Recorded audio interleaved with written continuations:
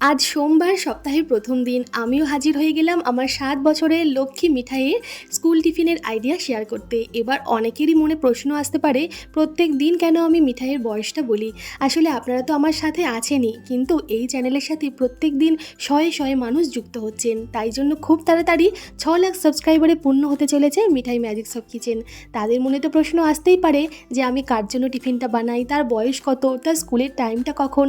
তাদের জন্যই বলা আর কি। আপনাদের যদি বিরক্ত লাগে বা বোর লাগে, প্লিজ একটু মানিয়ে গুছিয়ে নেবেন। আজকে স্কুলের টিফিনে আমি ওকে চিড়ের পোলাও বানিয়ে দিয়েছি। প্রচুর সবজি দিয়ে, ঘি দিয়ে চিড়ের পোলাওটা বেশ ঝরঝরে করে বানিয়েছি, যার রেসিপি এরপরে শর্টস ভিডিওতে আপনাদের সাথে শেয়ার করব।